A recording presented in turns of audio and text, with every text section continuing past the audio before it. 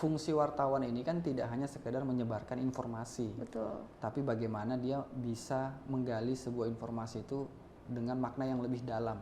Kalau kata pendiri Kompas, Yakob Utomo, tugas wartawan itu bukan memberitakan sebuah fakta, tapi mencari makna dari sebuah fakta. Bisa dipahamin kan maksudnya? Kalau hanya sekedar memindahkan informasi yang kita dapat di lapangan untuk kemudian dijadikan sebuah berita, itu rasa-rasanya masyarakat sudah tidak perlu media berbasis pers. Karena semua informasi itu kan berseliweran di media sosial. Yeah. Paparan kita terhadap media sosial kan tinggi sekali. Ada yang menghabiskan waktu 7-8 jam sehari untuk men-scrolling media sosial.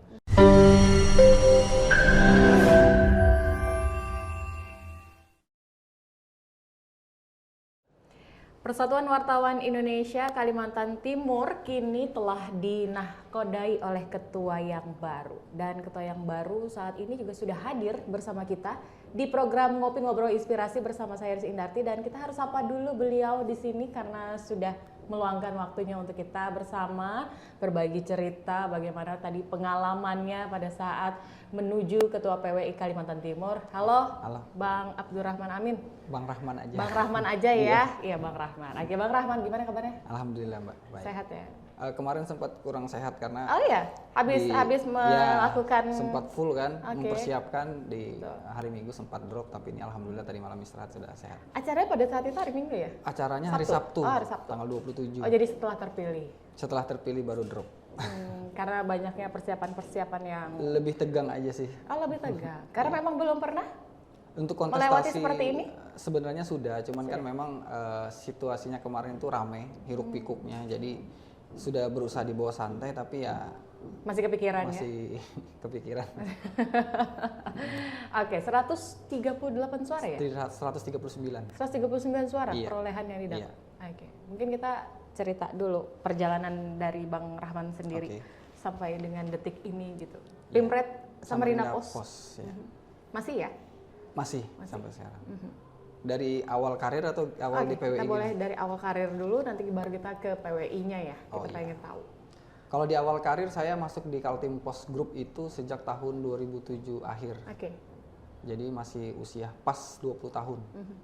Jadi semester 5 sepertinya waktu itu. Waktu itu Kaltim Pos kan buka rekrutmen dalam bentuk latihan jurnalistik LJKP yang mahasiswa semester akhir atau yang sudah lulus direkrut. Sebenarnya saat itu sih nothing tulus aja, nggak ada juga cita-cita buat mau jadi wartawan, tapi sepertinya tertarik Biasanya untuk orang yang kemudian nggak ada terus cita-cita untuk jadi wartawan, tahu-tahu terjun. Iya, seperti itu kayaknya Mbak. Karena waktu itu saya ingat ketika sudah ikut pelatihan, saya sudah selesai. Saya sudah dapat bekal menulis, bekal wawancara, bekal meliput. Oh ternyata keterampilan wartawan itu seperti ini loh gitu kan. Tahu-tahu disodorin kontrak gitu kan. Padahal waktu itu statusnya kan masih mahasiswa. Tentu saja kalau misalnya orang tua tahu kan pasti nggak setuju kan. Tanggung jawab saya kan Kuliah harus sambil menyelesaikan kerja. kuliah kan. Alhamdulillah karena saya kuliah sambil bekerja, kuliah saya terbengkalai. Pas 7 tahun kuliah. Jadi mau hampir DO tapi karena di sini ada tanggung jawab terhadap orang tua ya jadi saya selesaikan juga kuliahnya sambil juga bekerja seperti itu. Nah, kemudian di 2008 saya dimutasi dari Kaltim Pos ke Samarinda Pos. Karena waktu itu kan bukan waktu itu sampai sekarang kan Sapos dan Kaltim Pos kan masih dalam satu bagian gitu kan. 2008 saya ingat pada saat itu tepat pelaksanaan PON di Kaltim. Oke. 2008. Nah, kemudian 2012 Samarinda Pos sebagai koran media berbasis koran itu kemudian membuat koran lagi yang namanya Radar Kaltim. 2012 itu dan saya masuk di bagian itu setengah tahun masuk di situ, kemudian saya pengalaman pertama menjadi pemimpin redaksi di Radar Kaltim 2013 sampai kemudian di 2015 saya diminta justru menjadi pemimpin redaksi induknya Radar Kaltim di Samarinda Pos. Radar Kaltim kemudian tidak melanjutkan bisnisnya sampai sekarang di Samarinda Pos. Awalnya sih konsentrasinya ya bagaimana bekerja di perusahaan media kan. Baru akhirnya pada tahun 2020 itu saya ditawarkan untuk memimpin salah satu organisasi pers tapi basisnya adalah perusahaan media. yang namanya Serikat Media Cyber gitu. Gitu. Di 2020 itu, tapi sambil juga saya dipercaya di PWI itu sebagai wakil ketua bidang pembelaan wartawan. Nah, Jadi sudah ikut di PWI juga gitu ya? sebenarnya saya justru masuk kalau anggota PWI sejak 2015-16 gitu Mbak, saat periode pertamanya Bang Endro. Tapi masuk di kepengurusan itu pada saat periode keduanya Bang Endro 2019, pasca Musda 2019 itu sampai sekarang. Saya diamanatkan sebagai wakil ketua bidang pembelaan wartawan. Gitu. Nah, saat saat di posisi itu kemudian ya proses pengkaderan berjalan gitu kan. Kebetulan juga karena saya siang juga aktivitas agak sedikit longgar, jadi banyak waktu untuk berorganisasi khususnya di PWI, khususnya mengurus SMSI juga. Baru kemudian teman-teman ya bukan dibilang mendukung, tapi apa sih?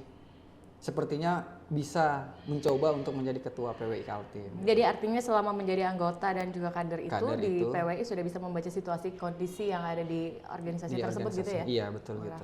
Sampai akhirnya memutuskan diri untuk mengikuti kontestasi pemilihan ketua. Iya, kebetulan dalam proses pemilihan kemarin itu saya pikir caranya ideal untuk demokratisasinya Mbak, karena ketua itu ditentukan di awal, ada proses pendaftaran, kemudian ada proses verifikasi syarat-syaratnya apakah ini lagi jadi wartawan gitu kan. Saya pikir cara-caranya sangat baik gitu kan. Jadi ada model semacam penjaringan gitu. Nah dari situ kemudian ya udah kecebur, udah telanjur basah. Jadi basah aja sekalian. Basah sekalian ya udah. Kira-kira seperti itulah Mbak kalau bicara perjalanan. Sampai akhirnya kemarin mengikuti tahapan-tahapan itu juga ya? Tahapan-tahapan itu kemudian ketika saya sudah melakukan proses pendaftaran 1 bulan sebelum pelaksanaan Musda kemarin, ya, karena layaknya calon, ya tentu kan kita yang harus dalam tanda kutip mengemislah ke pemilih. Karena ada 188 pemilih anggota biasa PWI yang berhak memberikan suaranya. Ini hanya ada 2 calon ya pada saat itu? Iya, memang saat proses pendaftaran dibuka itu selama 2 minggu kalau nggak salah hanya ada 2 calon yang mendaftar, saya dengan salah satu senior Pak Munanto. Pak Munanto. Pak Munanto dari Jurnal Borneo dia Mbak, pemimpin redaksi juga. Gitu. Tapi mungkin ya disitulah selain kontestasi juga silaturahmi lah ya, dengan teman-teman wartawan yang lain juga. Khususnya dari daerah kan. Betul. Tapi bagaimana selama pada saat proses Musda kemarin, sama nggak sih dengan yang lain juga, cukup ramai? Kalau nah ini kita diapresiasi oleh PWI Pusat bahwa pelaksanaan Musda Konverprof PWI di Kaltim itu paling kondusif, paling cepat dan paling demokratis. Indikatornya adalah yang pertama, semua calon diberi kesempatan untuk melakukan pendekatan dengan pemilik suara. Ada tahapan semacam debat lah, tapi lebih kepada penyampaian visi misi saja gitu. Betul. Kemudian dalam proses pemilihannya pun meski ada 2 calon, tapi relatif kondusif. Kenapa? Karena biasanya kan dua calon itu kan ada polarisasi gitu Mbak ya. Iya, tidak kisruh ya? Iya, tapi nggak ada sama sekali. Nggak ada ya? Bahkan sangat kekeluargaan. Meskipun ada perbedaan. Berarti sudah ada pendekatan dulu dong teman-teman dengan teman-teman yang lain dari kabupaten kota? Iya, kebetulan mungkin salah satu privilege yang diberikan kepada saya karena di periode sebelumnya saya menjadi wakil ketua bidang pembelaan wartawan itu intens berkomunikasi dengan daerah. Karena memang job disk-nya kan di sana kan, ketika ada permasalahan teman-teman wartawan saya terjun untuk ikut membantu. Kemudian 6 bulan terakhir juga dipercaya sebagai salah satu penguji wartawan untuk uji kompetensi, sehingga saya secara tidak langsung interaksinya dengan teman-teman di daerah itu sering. Kan kalau sudah sering kan, kalau dalam politik itu kan ada popularitas dulu gitu. Betul. Setelah itu muncul ya terserah teman-teman memilih atau tidak. Yang penting sudah ada pendekatan dulu kepada mereka dulu. Gitu iya, ya. Mbak. Sama lah halnya dengan yang kemarin-kemarin juga ya pada saat proses pemilihan. Nah, terus kemudian juga apa sih biasanya kalau misalkan komunikasi dengan teman-teman media di berbagai kabupaten kota, permasalahan yang sering mereka hadapi di media itu apa sih, Bang Rahman? Iya memang. Sampai kemudian akhirnya tersentuhlah hati ini untuk maju? Jadi artinya kan harus ada yang dibenahi gitu. Oh iya. Satu organisasi. Betul. Saya melihat saya melihat profesi wartawan ini kan strategis, Mbak ya. Oke. Strategis profesi, tapi ini profesi yang terbuka. Maksudnya profesi yang terbuka itu kalau misalnya profesi dokter itu kan ada kelasnya, Betul. ada sekolahnya gitu, Mbak ya. Jadi ketika kita mau masuk ke sana tuh kan pasti seleksinya tuh ketat, mulai dari sekolah sampai kita menempuh pendidikan. Nah sementara kan di wartawan yang notabene-nya juga profesi itu kan umum, siapapun bisa jadi wartawan gitu kan. Nah sehingga mereka tapi bukannya juga harus melalui seleksi ya? Betul, melalui seleksi, tapi tidak dimonopoli oleh satu bidang keilmuan tertentu. Oke. Nah, jadi semuanya sangat terbuka. Nah sehingga kita perlu menyeragamkan sebenarnya kapasitas dan kompetensi wartawan secara personalnya, Mbak ya. Oke. Nah, sebenarnya salurannya itu ada dalam bentuk uji kompetensi. Itu kan sudah dicetuskan sejak 2011 kemarin. Tapi kan permasalahannya uji kompetensi ini kan digelar hanya sekali. Kebanyakan wartawan yang sudah uji kompetensi ikut lulus, dia sudah lupa untuk mengupgrade skillnya, mengupgrade kapasitasnya. Itu kebanyakan begitu? Terbukti dari banyaknya misalnya keluhan-keluhan, tulisan-tulisan yang kurang memadai gitu kan. Nah jadi saya pikir peran PWI di daerah vitalnya itu di situ. Karena kan kalau misalnya kita mau bicara industri media yang ideal, tanggung jawab untuk meningkatkan kapasitas wartawan itu kan ada pada perusahaan media. Tapi kan permasalahannya tidak semua perusahaan media itu bertanggung jawab menjalankan tanggung jawabnya itu. Mungkin nggak semua media di Kaltim seperti medianya Bang Sukri yang rutin melaksanakan pelatihan gitu kan. Ada media-media yang sudah merekrut wartawan, dilepaskannya saja wartawannya kan. Padahal tidak termonitoring gitu ya? Tidak termonitoring. Oh, oke.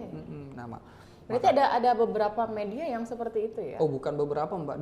Dominannya media begitu. Artinya di sini PWI harus berperan aktif ya untuk bisa mengatasi itu. Iya, jangan sampai ya itu tadi, jangan sampai lengah. Wartawan ini kan pemberi informasi. Betul. Gitu ya. Masa pemberi informasi justru tidak lebih pintar lah dalam tanda kutip dengan orang yang mendapatkan informasi dari dia. Kasarnya begitu. Jadi artinya harus ada yang dibenahi dari PWI untuk itu? Ya. Kalau dari Bang Rahman sendiri? Ya, saya program utama dari pencanangan saya untuk 5 tahun ke depan itu adalah yang paling ingin saya benahi itu adalah meningkatkan kapasitas wartawan, Mbak. Lewat pelatihan yang sifatnya formal maupun menciptakan suasana keilmuan yang baik di internal PWI. Makanya dalam waktu ketika nanti kita sudah selesai, SK-nya sudah keluar juga, yang pertama saya bentuk itu lembaga litbang, semi otonom di bawah PWI tapi dia punya otoritas sendiri juga. Nah nanti lembaga litbang ini, penelitian dan pengembangan ini nanti menyusun program yang sifatnya itu simultan keseluruhan.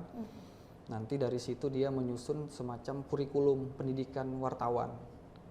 Nanti karena di benak saya ingin menciptakan wartawan spesialis. Di Kaltim ada 100 wartawan misalnya, Mbak. Kan nggak semua passionnya di olahraga, nggak semua passionnya di politik, nggak semua passionnya di kriminal gitu kan. Setiap wartawan itu kan pasti punya kecenderungan tertentu. Misalnya Mbak misalnya kecenderungannya di bidang apa gitu kan. Saya misalnya kecenderungannya di bidang hiburan atau politik gitu kan. Politik. Nah itu yang kita kelompokkan untuk kemudian dia concern di passionnya dia. Kalau dokter umum kan nggak punya nilai jual, Mbak ya. Tapi kalau dia dokter spesialis kan dicari orang. Nah wartawan pun begitu. Kalau dia wartawan secara umum mungkin nggak ada yang spesial kan dari dia. Oh wartawan banyak kok, wartawan 100. Tapi kalau dia sangat paham tentang satu bidang tertentu, anggaplah politik, dia bukan sekedar jadi wartawan, tapi dia juga bisa menjadi pengamat gitu. Sehingga dalam memberikan penyampaian kepada masyarakat itu lebih dalam. Karena kalau hanya sekedar menyebarkan informasi, Mbak, rasanya kita nggak perlu lagi profesi wartawan. Kan sudah diambil alih sama media sosial kan. Nah, tanggung jawab wartawan adalah bagaimana menyampaikan informasi secara mendalam. Nah, itu hanya bisa dihasilkan oleh wartawan yang juga kemampuan terhadap isu itu mendalam. Kira-kira begitu. Jadi harus ada energi baru yang dibawa oleh Bang Rahman di PWI Kaltim ini ya, di satu periode 5 tahun ke depan? Iya, mudah-mudahan bisa istiqomah sih, Mbak. Karena itu tadi. Kenapa nih kok langsung jadi pesimis? Apa yang Karena berat? Apa tanggung jawab yang berat kira-kira untuk begini? Rahman sendiri? Kultur organisasi dan kultur perusahaan ini berbeda, Mbak, dari sisi mindset.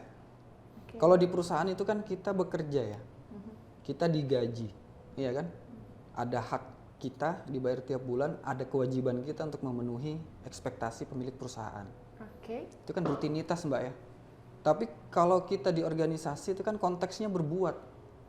Kalau berbuat ini benar-benar panggilan hati, passion. Nggak ada yang menegur kita kalau kita tidak bekerja. Tapi tanggung jawab kita terhadap pengurus, terhadap anggota itu seperti apa. Kalau saya tidak bekerja 2 hari ditegur bos. Kalau saya tidak menjalankan program, orang cuman nyinyir-nyinyir aja, nggak mungkin langsung negur gitu kan. Nah, mindset ini yang harus diperbaiki. Makanya saya selalu ya dalam hati berdoa terus supaya dikasih kekuatan bisa konsisten. Saya takut ini kan masih euforia baru, Mbak ya, masih ya baru pelantikan juga belum, penyusunan pengurus juga belum. Betul. Semangatnya di awal. Om Sukri pasti masuk dong ya di situ ya. Ya insya Allah, Mbak. Kita perlu Dewan pengawas mungkin. Ya, yang menegur kalau misalnya ini program belum jalan gitu. Iya. Kira-kira gitu. Senior kan. Cuman dia sudah pengusaha nih, Mbak. Apa namanya? Oh nggak apa-apa, berarti nanti dia paling atas posisinya. Iya. Hanya mengawasi kinerja ketua PWI yang baru. Iya. Ya kan, dalam menjalankan program-programnya apa sih yang mau dibawa gitu. Iya. Mau dibawa kemana PWI Kaltim 5 tahun ke depan. Iya kan? Karena kan di sini tugasnya berbuat. Betul, Mbak. Tidak digaji ya. Tidak digaji. Jadi memang harus sepenuh hati gitu. Sepenuh hati. Untuk bisa melakukan perubahan dan perbaikan dalam struktur organisasi. Betul. Oke, nanti kita lanjutkan lagi ya, Siap. Bang Rahman. Kita masih ada 2 segmen dan di sini sudah tersedia kopi, boleh dinikmati dulu dong kopi persembahan SKP-nya. Oke, pemirsa, kita akan lanjutkan lagi saja berikut. Terima kasih.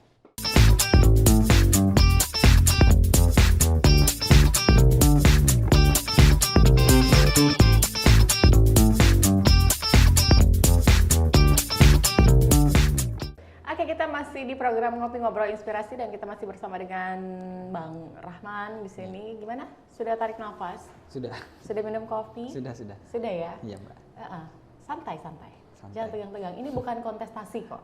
Bukan kontestasi pemilihan ketua PWI, kan sudah lewat. Sudah lewat ya, sudah berlalu. Sekarang tinggal bagaimana mempersiapkan segala sesuatunya tadi, struktur organisasi dan kemudian tadi yang sudah disampaikan sama Bang Rahman sendiri. Yang pertama akan dibentuk itu adalah bidang litbang ya. Iya. Bidang litbang, terus kemudian juga tadi yang ingin dibenahi adalah bagaimana untuk meningkatkan kompetensi dari para teman-teman wartawan sendiri yang ada di Kalimantan Timur. Karena kan itu memang dari seluruh kabupaten kota yang ada di Kaltim gitu ya.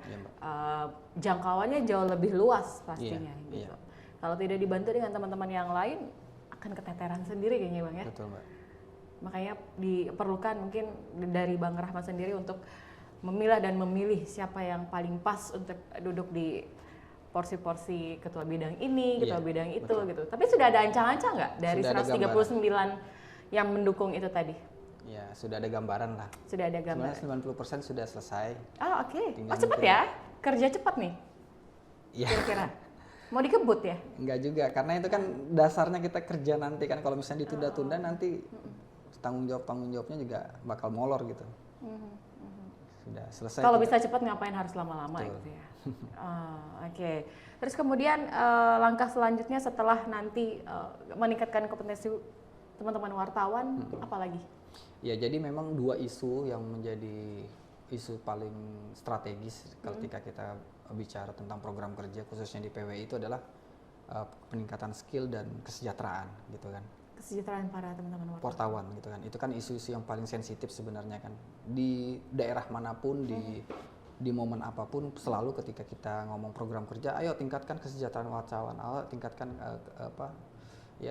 nilai jual wartawan gitu kan. Memang selama ini kesejahteraan wartawan tuh belum tersentuh atau sebenarnya subjektif, relatif sekali itu Mbak ya. Kalau kita bicara kesejahteraan itu kan sangat kalau individualis kan beda-beda. Kalau misalnya versi sejahteranya Mbak sama versi sejahteranya saya kan tentu berbeda kan. Tapi kalau kita tergantung dari perspektifnya. Perspektifnya, iya, tergantung subjektif per orang gitu kan. Tapi kalau kita mau melihat bahwa fungsi pers itu sebagai pilar demokrasi keempat, pers ini kan yang sebenarnya tidak terlalu diperhatikan oleh negara dalam tanda kutip gitu ya. Kalau misalnya legislatif, kemudian yudikatif, eksekutif itu kan pure langsung ditanggung oleh negara. Tapi kalau pers kan bekerja dengan sistem lembaga ekonominya sendiri. Kalau kita melihat di negara-negara maju seperti di Balkan, Skandinavia, di Eropa Barat itu kan beberapa media itu kan justru dibayar oleh negara. Meskipun dibayar oleh negara, tapi bukan berarti tingkat kemampuan kritisnya tuh berkurang. Sebenarnya di negara kita ada, tapi tidak dominan. Misalnya seperti LKBN Antara, kemudian lembaga penyiaran publik TVRI dan RRI itu kan dibayar negara juga kan. Tapi kan fungsinya lebih kepada penyampaian informasi sebenarnya. Tapi fungsi persnya sebagai kontrol terhadap masyarakat, terkontrol terhadap pemerintah itu kan masih belum maksimal. Nah, kontrol-kontrol ini yang kemudian diambil oleh lembaga pers swasta. Seperti itu. Jadi kalau kita mau bicara tentang kesejahteraan, memang itu tahapannya panjang. Jadi cara menyederhanakan kalau menurut saya adalah kita tingkatkan skill dulu, tingkatkan kapasitas dulu. Jadi kesejahteraan itu hanya hilirnya saja dalam sebuah proses, cuman dampaknya saja, cuman akibatnya saja.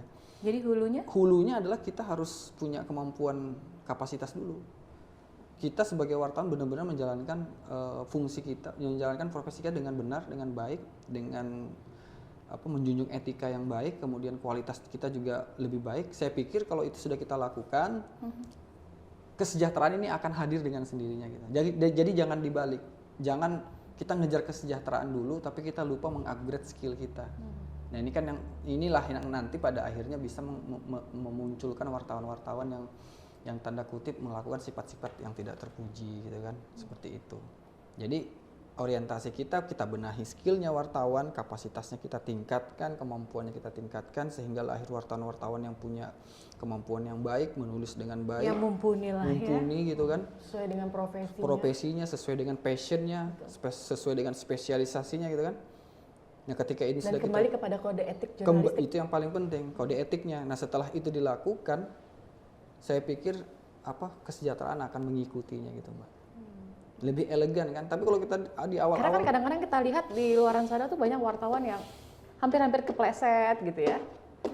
Sebenarnya kan begini Mbak ya, kita selalu dihadapkan pada ini wartawan bener nggak atau cuman pura-pura wartawan gitu kan. Ada wartawannya untuk menurunkan panas begitu. Jadi panas dalam gitu ya. Ya, nah jadi cara mengukurnya itu satu, wartawan itu dilindungi profesinya, dilihat dari kemampuannya itu bukan dari personnya, bukan dari orangnya, tapi dari karyanya, ya kan? Jadi nggak bisa ke wartawan itu petantang-petenteng tapi tulisannya nggak kelihatan. Karyanya. Jadi tujuannya dia apa dong kalau begitu? Iya, pasti kan ada motif-motif tertentu, motif-motif ekonomi, motif-motif ya penumpang gelap lah yang ingin masuk di profesi ini, kemudian tapi tidak memberikan fungsi yang sesuai dengan fungsi wartawan seperti itu. Mungkin sih kalau sekarang tuh si paling wartawan kemana-mana membawa saya ini wartawan loh, saya wartawan loh. Bawa ini name tag-nya gitu ya, media ini gitu. Ini media apa ya gitu, kita juga baru tahu gitu. Masa iya modelan wartawannya begini gitu kan, kadang-kadang juga ya kita kan sudah cerdas ya, kecerdasan kita kan sudah bisa membaca orang-orang seperti ini, sudah tahu gitu ya Bang Rahman ya. Jadi kan hal-hal begitu setidaknya harus bisa kita atasi secara gotong royong gitu. Jangan sampai membuat malu media itu sendiri gitu kan. Ini juga tentunya menjadi tanggung jawab dari PWI karena kan memang itu ini kan organisasi profesi. Organisasi profesi gitu kan, dimana di dalamnya tuh para wartawan juga ada di situ gitu. Betul. Kita juga harus bisa memberitahu mereka gitu. Iya kan begitu. Terus kemudian selama kepemimpinan yang kemarin, apakah program yang kemarin juga tetap akan dilanjutkan atau mungkin ada sedikit perubahan lah? Tentu kalau kita lihat dari 5 tahun sebelumnya, banyak program-program yang sudah berjalan secara konsisten. Misalnya uji kompetensi, itu kan dikerjakan secara masif di provinsi, di Kaltim. Bahkan Kaltim ini termasuk provinsi yang paling sering melaksanakan uji kompetensi wartawan yang dibandingkan dengan provinsi-provinsi yang lainnya. Nah ini kan perlu perlu diteruskan, perlu dilanjutkan, tapi kemudian di kepengurusan berikutnya tanggung jawabnya tidak hanya sebatas menjalankan UKW. UKW ini kan kuantitasnya aja Mbak ya, jumlahnya. Nah, kita harus memastikan orang yang sudah mengikuti UKW itu menjalankan fungsinya dengan benar. Caranya adalah mengontrolnya, sehingga bukan cuma kuantiti wartawannya yang banyak, tapi kualitas wartawannya juga mengikuti. Itu yang mungkin coba kita kombinasikan dari pengurusan sebelumnya dengan pengurusan nanti. Gitu. Jadi programnya tetap ada. Kemudian di-upgrade, terus ditambah dengan betul. program yang baru juga Iya, gitu Mbak. ya, supaya sejalan aja gitu ya. Iya, betul. Tidak ada yang berubah secara signifikan atau secara spesifik gitu Betul, ya. betul. Yang terpenting adalah bagaimana memperhatikan kesejahteraan wartawan, Iya. kemudian meningkatkan kompetensi wartawan gitu. Iya. Itu tujuan utama dari seorang Bang Rahman di sini ya. Siap. Selaku ketua terpilih PWI Kalimantan Timur periode 2024-2029. 5 tahun ini akan berjalan, dan mudah-mudahan ini juga dukungan dari teman-teman media di berbagai kabupaten kota, kemudian teman-teman di organisasi itu sendiri pun juga tetap terus bersatu padu begitu. Siap. Bagaimana PWI Kaltim ini turut hadir juga di tengah-tengah kita, baik itu nanti juga dengan harus ada pendekatan dengan pemerintahan. Iya, stakeholder. Iya. Iya. Salah satu program saya, visi saya memang adalah membangun relasi yang setara dengan unsur-unsur yang lain, pemerintahan, swasta.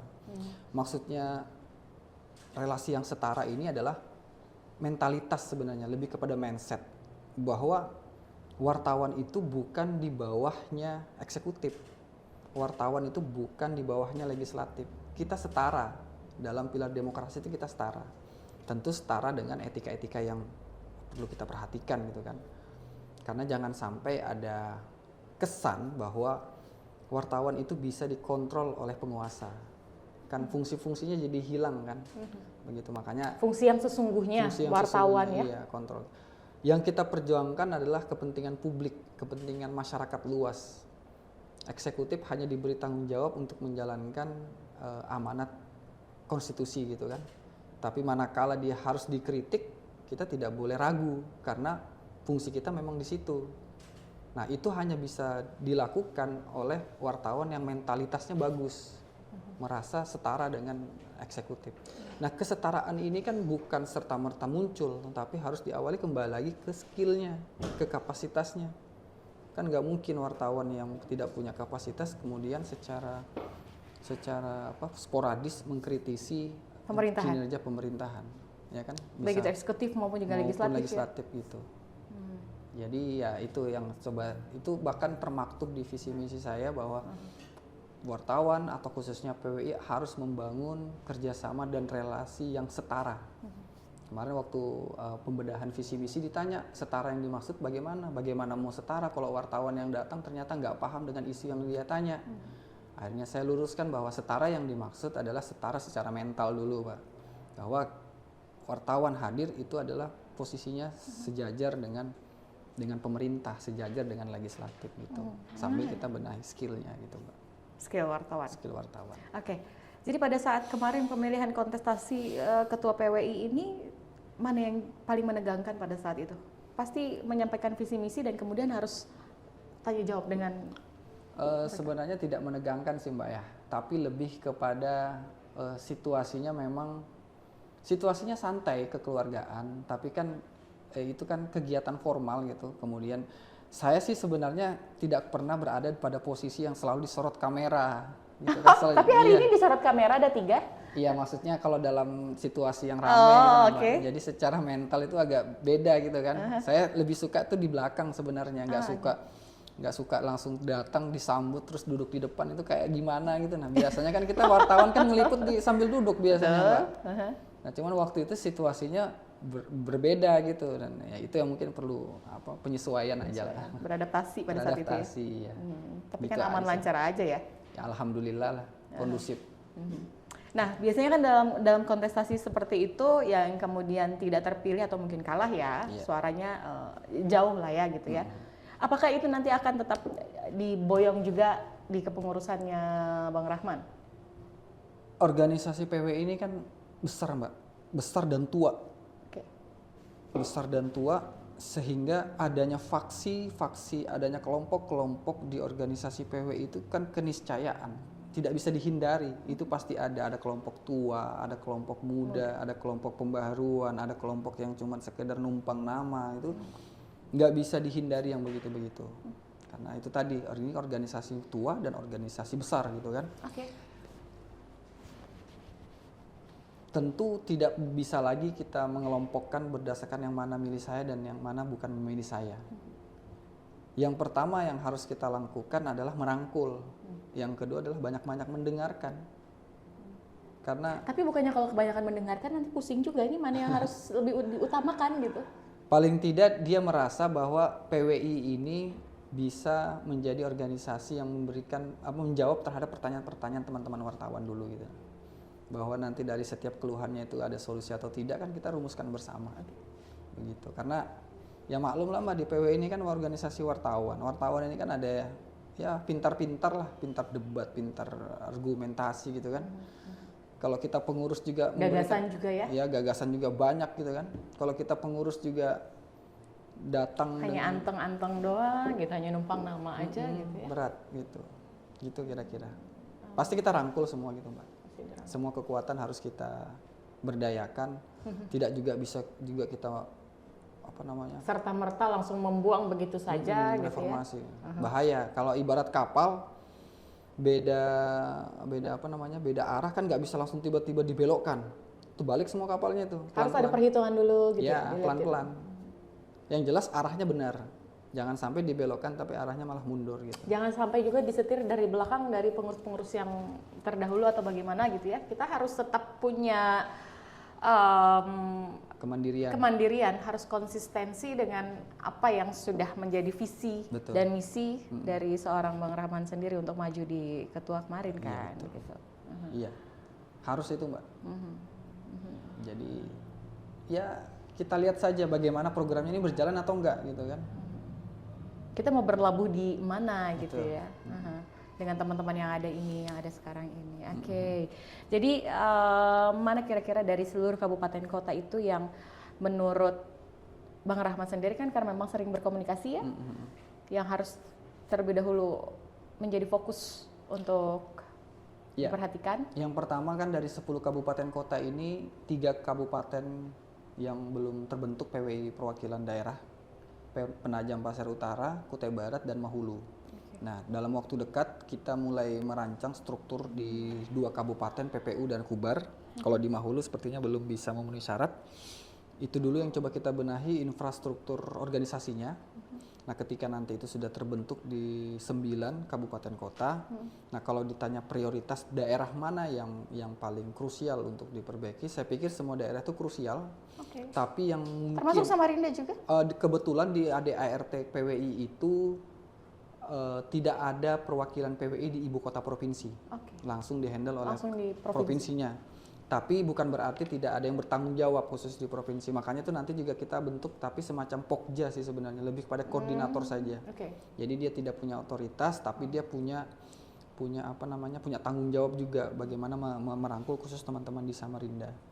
Nah, yang paling prioritas ini kalau kita bicara daerah mana kan kita tahu di Kaltim ini kan sedang gencarnya pembangunan IKN. Betul. Itu juga menjadi corong informasi.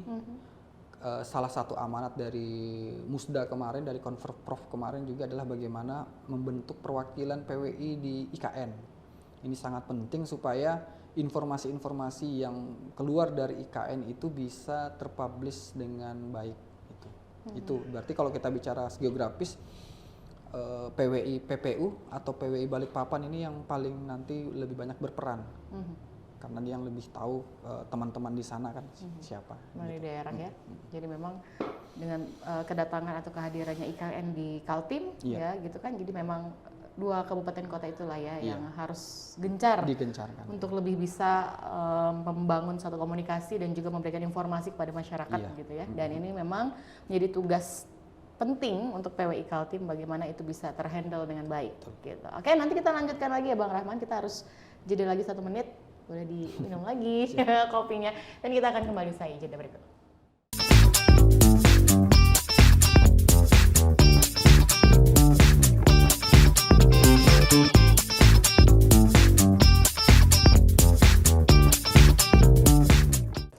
kita sudah di sesi terakhir, Bang Rahman. Iya. Ya, jadwal hari ini mau kemana? Ketua Ada. PWI ini, Ketua PWI Kaltim terpilih. Iya. Belum ya? Belum. Belum. Tapi dalam waktu dekat setelah selesai semuanya, baik itu SK-nya nanti dan segala macam, ini tidak perlu berlama-lama lagi untuk menunggu pelantikan biar sah gitu. Iya, perlu. Ya, mempersiapkan pelantikan kan perlu waktu. Betul.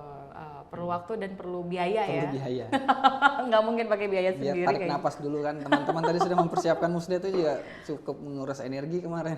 Selain menguras energi, mungkin menguras ini Anggaran juga ya, juga anggaran kan. juga ya. Iya, biar tarik napas dulu, nanti kita siapkan pelantikannya. Tapi dalam waktu dekat juga atau Harus, Mbak. menunggu harus Supaya itu kan perlu dikejar ya. supaya Target teman-teman- itu. supaya ibarat motor itu cepat di starter lah. Betul. Jangan sampai ini sudah terpilih. Ada kan organisasi-organisasi itu organisasi besar lagi ya, yang kemudian sudah terpilih ketuanya sampai dengan sekarang itu sudah mau habis masanya tidak ada pelantikan gitu. Tapi Bisa juga berjalan. tidak ada pelantikan, bisa juga pertemuannya itu cuma dipelantikan, habis itu tidak ada lagi. Tapi ini memang tidak ada pelantikan sama sekali ya. Jangan sampai lah ya PWI seperti itu Iya, ya. insya Allah. Gitu. Nah. Karena kan ini harus organisasi yang kemudian harus terpandang dengan ketua yang baru gitu. Iya. Bagaimana menjalin komunikasi dengan pemerintahan tadi Iya. ya, dengan eksekutif, Iya. legislatif gitu. Bahwa ini tadi setara lah dengan pemerintahan gitu. Oke, dan juga tadi pesan dari Bang Rahman sendiri, bagaimana teman-teman media juga untuk tetap bisa mengedepankan kode etik jurnalistik Jurnalistiknya, iya. dalam penulisan berita. Jangan sampai juga nanti masyarakat ataupun juga yang lain, stakeholder yang lain kemudian melihat penulisan-penulisan wartawan itu jadi tidak berimbang Iya, gitu. iya. Ya, melewati batas Ada itu. kepentingan tertentu. Iya, ada kepentingan tertentu dan jangan sampai disetir lah ya Iya. gitu, dengan hal-hal tersebut. Iya, Mbak. gitu. Nah, kemudian juga teman-teman media ini kan bukan hanya yang tertulis saja, ya Bukan kan? cuman pers. Bukan cuman pers saja, tetapi kan juga di sini sekarang teman-teman media sudah ada yang di online gitu kan Iya, juga ya. iya. Nah, ini kan bagaimana persaingan ini kan tentunya juga sangat luar biasa Iya, karena iya. memang sudah ya kita kan di era digitalisasi saat ini Iya. harus seperti itu juga Iya, gitu. iya. Nah, ini bagaimana dong dari Ketua PWI Kaltim terpilih ini? Ya, isunya itu kan kalau kita bicara perkembangan teknologi, Betul. ada kemudian timbul pertanyaan dalam perkembangan seperti saat ini masih perlu nggak profesi wartawan? Itu kan pernah terdengar lah apa namanya pertanyaan-pertanyaan seperti itu. Jangan-jangan nanti profesi wartawan terkubur Iya. gitu diam-diam. Ya itulah tadi saya katakan bahwa fungsi wartawan ini kan tidak hanya sekedar menyebarkan informasi, Betul. tapi bagaimana dia bisa menggali sebuah informasi itu dengan makna yang lebih dalam. Kalau kata pendiri Kompas, Yakob Utomo, tugas wartawan itu bukan memberitakan sebuah fakta, tapi mencari makna dari sebuah fakta. Bisa dipahamin kan maksudnya? Kalau hanya sekedar memindahkan informasi yang kita dapat di lapangan untuk kemudian dijadikan sebuah berita, itu rasa-rasanya masyarakat sudah tidak perlu media berbasis pers. Karena semua informasi itu kan berseliweran di media sosial. Ya. Paparan kita terhadap media sosial kan tinggi sekali. Ada yang menghabiskan waktu 7 sampai 8 jam sehari untuk men-scrolling media sosial. Semua informasi kan tersebar di sana. Ya. Nah, kemudian apa yang membedakan dengan media berbasis pers? Yang membedakan adalah di situ ada makna-makna tertentu yang bisa menjadi pesan tersendiri, yang bisa menjadi guidance gitu, petunjuk bagi kita bahwa informasi yang benar itu seperti ini. Nah, itu kan hanya bisa dihasilkan oleh pers yang punya wartawan yang baik. Karena dalam proses produksinya kan dia punya metodologi itu, punya sistem verifikasi, punya sistem validasi gitu kan. Kalau kita sebagai masyarakat hanya menyandarkan informasi di media sosial, itulah nanti ada istilah dengan sebutan obesitas informasi. Obesitas informasi itu penyakit. Akhirnya kita mendapatkan informasi yang sebenarnya kita nggak perlu dengan informasi itu. Sementara informasi yang perlu kita abaikan. Maksudnya yang penting. Karena kita sudah terlalu banyak menghabiskan waktu di depan media sosial. Betul. Gitu. Ya, jadi Sekarang mungkin orang kalau sudah bisa 12 jam aja di HP, 12 jam di gitu ya layar, kan? ya betul. Jadi itu sangat berbahaya. Tapi kalau kita kembali bahwa informasi yang terverifikasi yang benar itu hanya dihasilkan oleh media berbasis pers, ya insya Allah kita bisa memilah mana sih informasi yang baik atau yang penting bagi kita. Ibarat makanan, ya kan? Nggak semuanya kita makan, hanya jenis-jenis makanan tertentu yang bisa memberikan nutrisi bagi tubuh kita. Jadi harus menghidupkan kembali semangat pers itu ya? Di dalam situasi seperti ini, justru peran pers harus lebih ditingkatkan. Betul. Dulu kan pers ini kan dimonopoli oleh perusahaan-perusahaan besar gitu kan, dimonopoli oleh perusahaan-perusahaan pers tertentu, sehingga ada kecenderungan informasi itu disetir oleh pers. Kemudian muncullah media alternatif, muncullah media sosial yang mana bukan cuma pers yang bisa memberikan informasi kepada khalayak, tapi juga masyarakat. Tapi makin ke sini kan kemudian timbul semacam gangguan sosial. Jadi adalah semacam hoax gitu kan, adalah informasi-informasi. Justru mungkin lebih banyak kalau kita melihat di media sosial ya, media kan? hoax. Gitu. Nah, sehingga wartawan tidak boleh lengah. Dia harus tetap istiqomah dengan perjuangannya bagaimana menghasilkan berita-berita yang benar, bagaimana menghasilkan berita-berita yang terverifikasi, yang tidak hanya memberikan informasi tapi juga memberikan edukasi. Nah, sehingga kita bisa masuk juga nih, masih tetap dilirik. Media ini kan bisnis kepercayaan, Mbak. Betul. Kalau kita dalam menghasilkan berita itu ada kepentingannya, ada tendensinya tertentu, lambat laun masyarakat akan menilai, ini media yang punya ini medianya si ini nih, ini media si ini Betul. nih, gitu ya. Sehingga penting bagi teman-teman media, khususnya pemilik media maupun wartawan yang bekerja di media itu, bahwa kita bekerja kepentingan masyarakat, kita bekerja kepentingan publik begitu. Itu ya bagian dari perjuangan kan, bagian dari ikhtiar, dan itu perlu konsistensi. Betul. Perlu konsistensi dan juga perlu dukungan yang benar-benar di sini bisa selaras dengan Bang Rahman sendiri gitu ya. Jangan sampai kita salah memilih dalam struktur organisasi itu untuk bisa bersama-sama seperti ini nih yang saya inginkan untuk PWI Kaltim 5 tahun ke depan gitu. Karena 5 tahun ke depan tuh bukan perjalanan yang singkat gitu. Karena di selama 1 tahun ini, 1 tahun saja tidak ada program yang berjalan, tidak ada program yang kemudian tadi sudah disampaikan ini terlihat. Apalah daya ya gitu ya. Keluar-keluarnya aja nanti. Hanya keluar-keluar aja kan gitu ya. Hanya penyampaian visi misi belaka aja gitu. Betul. Untuk menduduki sebuah tahta di Ketua PWI Kalimantan Timur selama 1 periode. Jangan kan kita harap begitulah. kita harapkan kan jangan sampai seperti itu ya gitu. Karena kan di sini banyak sekali yang memperjuangkan dan juga menginginkan mungkin di porsi tersebut gitu betul. Ya Bang Rahman ya. Tapi mungkin apa kira-kira yang ingin disampaikan dari Bang Rahman sendiri sebagai Ketua PWI terpilih Kalimantan Timur secara keseluruhan? Apa ya? Sudah banyak sih tadi disampaikan semua, Mbak ya.